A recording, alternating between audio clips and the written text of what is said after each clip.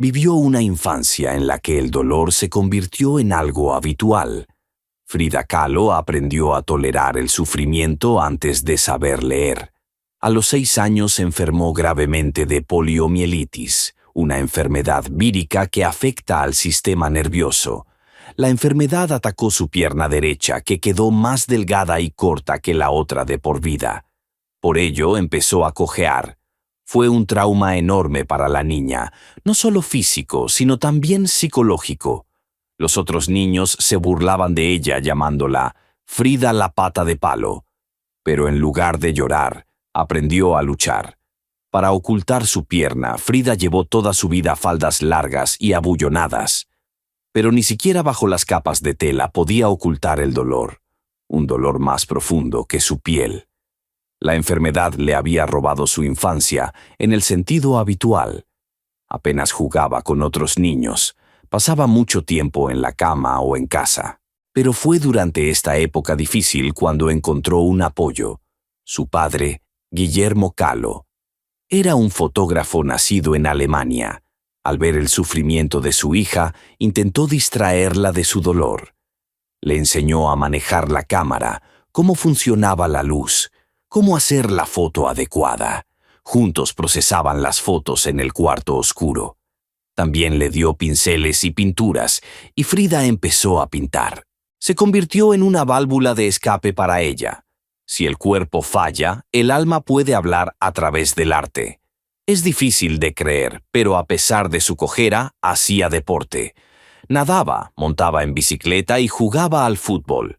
Eran deportes de hombres, y en aquella época era casi un desafío a la sociedad para una chica en México. Ella no quería ser una víctima e intentó demostrar que podía vivir la vida al máximo, incluso con una pierna mala. Y cuando parecía que ya había pasado por lo más difícil, la vida le asestó un nuevo golpe, mucho peor.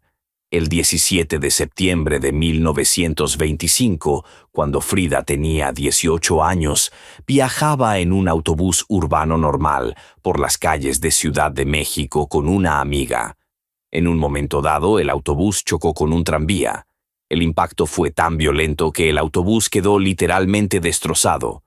La gente gritó, entró en pánico, muchos resultaron gravemente heridos y algunos murieron en el acto. Frida estaba entre los que sobrevivieron, pero de milagro. El pasamanos metálico le atravesó el cuerpo, entrando por la pelvis y saliendo por el abdomen. Tenía la columna rota por 3 sitios. Se fracturó las costillas, la clavícula, el hombro y el pie. Los médicos estaban conmocionados por el alcance de las heridas y no estaban seguros de que pudiera levantarse de la cama, por no hablar de caminar. Frida pasó meses postrada en cama, completamente inmovilizada, enyesada y sufriendo terribles dolores. Estaba privada de movimiento, pero no de voluntad. Durante ese tiempo, sola, con el cuerpo escayolado, empezó a pintar.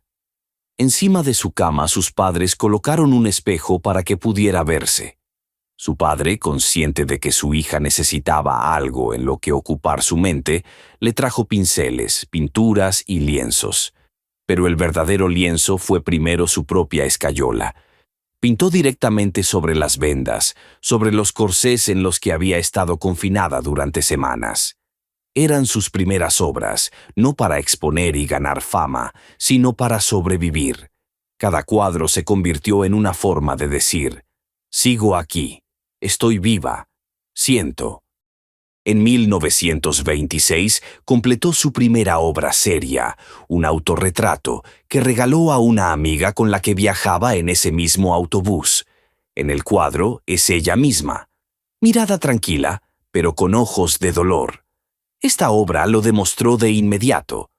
Frida no pintaba bonito, pintaba la verdad. Trabajó tumbada, con el pincel en una mano y el espejo delante de los ojos. Su paleta es un reflejo de su alma. Sombras profundas, colores vivos, detalles que llaman la atención. Y con cada nueva obra se descubría a sí misma y se recomponía pieza a pieza. Así aparecieron los primeros autorretratos, en los que no había falsedad, solo dolor, honestidad y alma. Y lo que es más importante, no intentaba mostrarse bella. Pintaba cómo se sentía, con tristeza en los ojos, con el cuerpo lleno de grietas, con el corazón abierto. Frida no planeaba convertirse en artista, solo intentaba sobrevivir. Y lo que estaba destinado a destruir acabó dándole voz. Al encontrarse entre la vida y la muerte, empezó a hablar al mundo en el lenguaje de la pintura, y el mundo la escuchó. A finales de 1927, Frida pudo levantarse de la cama y empezar a caminar con la ayuda de un corsé. Volvió con sus amigos que participaban en la política estudiantil. Sus pinturas se volvieron más profundas, más personales, más poderosas. Pero ni siquiera la pintura podía ahogar por completo la soledad. No solo le faltaba movimiento, sino también calor, comprensión, amor. Y entonces apareció en su vida un hombre que cambiaría su destino para siempre: Diego Rivera. Era un artista famoso, grande, ruidoso, seguro de sí mismo. Sus murales adornaban las paredes de todo México. Cuando Frida conoció al pintor Diego Rivera, tenía 22 años. Él tenía 21 años más, ya era famoso, respetado y seguro de sí mismo. Ella era joven, acababa de empezar su andadura artística. Cuando Frida le enseñó sus cuadros, él se quedó asombrado. No solo vio en ella talento, sino verdadera fuerza, honestidad y dolor. Y ella en él, todo. Un maestro, una inspiración, un hombre al que entregar el corazón. Se casaron en 1929. La propia Frida dijo más tarde: «Hubo 2 tragedias en mi vida, el accidente y Diego fue peor». Este matrimonio fue la etapa más turbulenta de su vida. Diego la engañaba a menudo, y una de las relaciones más dolorosas fue su romance con la propia hermana de Frida, Cristina. Este golpe lo vivió con especial dureza. Su cuadro, Memoria, Corazón, era un reflejo directo de estos sentimientos. En él, Frida aparece con el corazón atravesado por un cuchillo, la sangre fluyendo hacia el suelo y el rostro inexpresivo. Pero a pesar de la traición, no pudo abandonarle. Se divorciaron en 1939, pero volvieron a casarse un año después. Esta adicción fue casi dolorosa. Frida incluso se hizo tatuajes con su nombre, como si quisiera dejar su huella para siempre, no solo en su alma, sino también en su cuerpo. Incluso cuando estaban lejos, él permanecía en su mente. En uno de sus autorretratos, Diego en mis pensamientos, lo pintó directamente en su frente. Vivía en su mente como una parte de sí misma. La traición de Diego produjo algunas de las obras más poderosas y personales de Frida, que se convirtieron en su voz ante el mundo.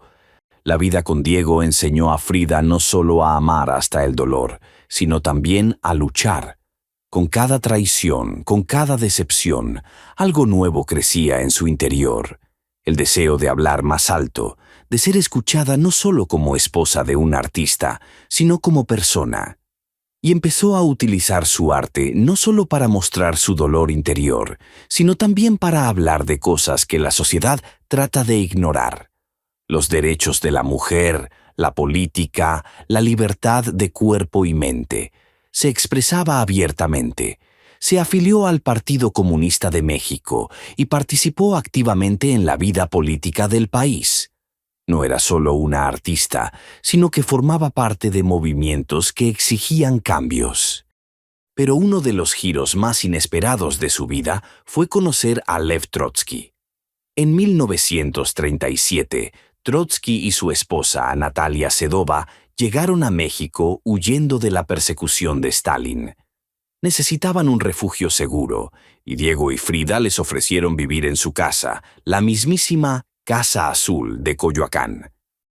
Frida y Trotsky encontraron rápidamente puntos en común. Él era 30 años mayor, pero su pasión por las ideas les unió y, según los recuerdos de los historiadores, comenzó entre ellos un breve romance. No era solo simpatía personal, era la unión de dos personas que creían en la libertad, la protesta y el poder del individuo. Frida incluso regaló a Trotsky uno de sus cuadros, un autorretrato, en el que escribió: «Para Lev Trotsky, con respeto y cariño». Tras la ruptura mantuvieron buenas relaciones y Trotsky siguió viviendo en su casa unos meses más, hasta que se trasladó a otra casa, donde fue asesinado por un agente del NKVD 3 años después. A través de la pintura, Frida luchó contra lo que se le imponía, como mujer, como enferma, como persona. En uno de sus autorretratos, se pintó a sí misma con un corte de pelo corto, vistiendo un traje de hombre y un bigote dibujado. Era una protesta abierta contra los estándares de feminidad y lo que la sociedad espera de una mujer. Era como si dijera: «Yo soy yo, y voy a ser quien quiero ser». El feminismo de Frida no era un eslogan, era su forma de vida. Luchó por el derecho a ser ella misma, no con palabras, sino con cada cuadro, acción y mirada. Para ella, la política no eran despachos y discursos. Era una lucha por el ser humano, por el individuo. Frida no pintaba el poder, sino el dolor del pueblo, de las mujeres y de todos los oprimidos.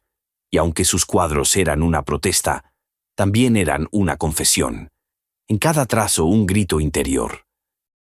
En 1953 se inauguró en Ciudad de México la primera exposición individual de Frida Kahlo.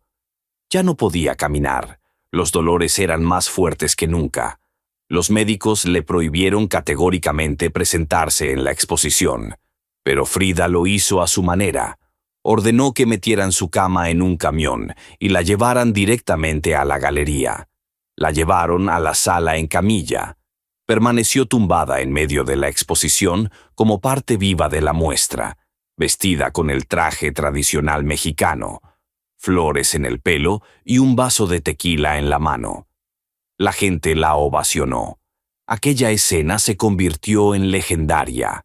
El momento en que el arte y la vida se fundieron por completo. Más tarde, sus cuadros empezaron a aparecer en museos de todo el mundo. Uno de sus autorretratos fue comprado por el Louvre, y Frida se convirtió en la primera artista latinoamericana cuya obra entraba en la colección del principal museo de Francia. Fue un momento histórico. La fama no le llegó en su juventud, ni en una época fácil, y cuando casi no podía levantarse de la cama. Pero ahí estaba su fuerza, reconocida no solo por su talento, sino también por su resistencia. Frida se convirtió en un símbolo porque no se escondió. No fingía que todo iba bien, y eso era lo que conmovía a la gente. ¿Cómo se vive cuando cada mañana empieza con dolor? Cuando las cosas ordinarias, levantarse, caminar, sentarse, se convierten en agonía. Frida Kahlo conocía la respuesta.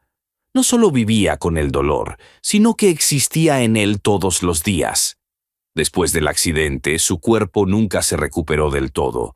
A lo largo de su vida, Frida se sometió a más de 30 operaciones en la columna vertebral, las piernas, la cadera y el pie. Algunos médicos prometían alivio, pero la mayoría de las veces, después de otra operación, las cosas solo empeoraban. A veces los puntos no cicatrizaban en meses. A veces no podía dormir por las noches a causa del dolor. Frida intentó aguantar, pero con el paso de los años, el dolor se hizo insoportable. Entonces entraron en juego los analgésicos fuertes. Primero pastillas, luego morfina, que le recetaban los médicos. Pero ni siquiera la morfina ayudaba siempre. Para pasar la noche, al menos de algún modo, empezó a mezclarla con alcohol.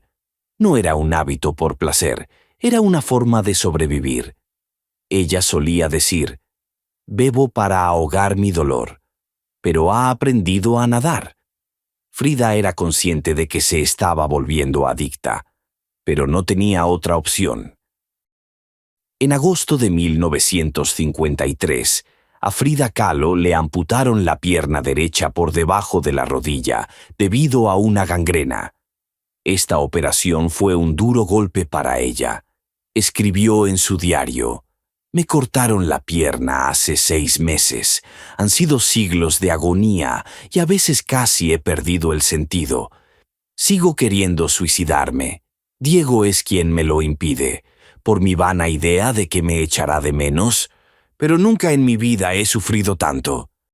Tras la amputación, Frida empezó a utilizar una prótesis que decoró con una bota roja con bordados chinos y un pequeño cascabel. Era su forma de mantener su individualidad y dignidad a pesar de sus limitaciones físicas. Sin embargo, el estado psicológico de Frida se deterioró. Sufría depresión, que empeoró tras la amputación, y su dependencia de los analgésicos aumentó. Tras la amputación de la pierna, Frida Kahlo incluso intentó suicidarse tomando una sobredosis de analgésicos. Sin embargo, siguió creando y dejó un legado que inspira a millones de personas en todo el mundo. Posó para unas fotos sentada en una silla de ruedas, con una pierna artificial adornada con cintas rojas y flores. En la foto sonríe. Esa sonrisa no es para la cámara. Es su forma de decir: «Sigo siendo fuerte, no me he rendido». En las últimas semanas apenas salía de la cama. La enfermedad le estaba quitando las fuerzas, pero no el alma.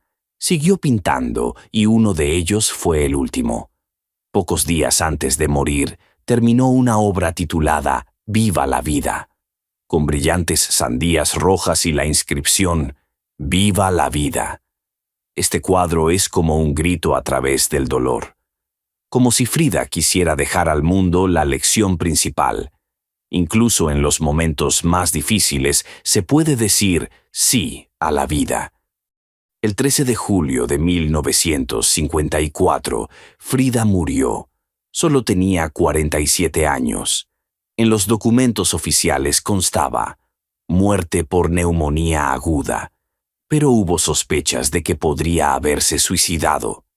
Las últimas entradas de su diario dicen mucho. Escribió: «Espero que la partida sea alegre y que nunca regrese». Estas palabras se han convertido en un enigma que aún hoy se debate.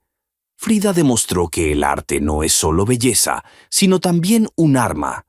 Lo utilizó no solo para expresar emociones, sobrevivió, luchó, habló al mundo. Su pincel era más fuerte que las pastillas y los médicos. La discapacidad no la quebró, la convirtió en leyenda. Frida no ocultó su dolor, sino que lo mostró, convirtiéndolo en arte. Y eso es lo que la hizo cercana a millones de personas en todo el mundo. Han pasado más de 70 años desde la muerte de Frida Kahlo, pero el interés por su vida no hace más que crecer. Cada año se celebran en distintos países exposiciones, desfiles y festivales en su honor. En México se celebran desfiles en los que cientos de personas se disfrazan de Frida. Flores en el pelo, ropa de vivos colores, cejas pintadas. En Houston, desde 2005, se celebra anualmente el Festival Frida, que atrae a más de 30,000 visitantes e incluye exposiciones, desfiles de moda, conciertos y ferias callejeras. En Europa, Asia y América Latina se inauguran regularmente exposiciones de su obra. Incluso en Rusia se han celebrado exposiciones a gran escala de cuadros originales de Frida y se han formado colas. El Museo Frida Kahlo de Ciudad de México, donde vivió, visitan cada año cerca de 500,000 de personas, y no se trata solo de turistas, sino de personas que se han sentido conmovidas por su arte. Millones de personas llevan camisetas con su rostro. Su imagen se ha convertido en un símbolo de moda. Está en las rodillas, en los bolsos, en los cojines, incluso en los calcetines. Su rostro es como una marca. Frida Kahlo no es solo una artista del pasado. Es una voz de dolor, fuerza y libertad que aún resuena hoy. No se la recuerda por sus bellos cuadros, sino por la verdad que no tuvo miedo de mostrar. Por eso será para siempre algo más que un rostro en una camiseta.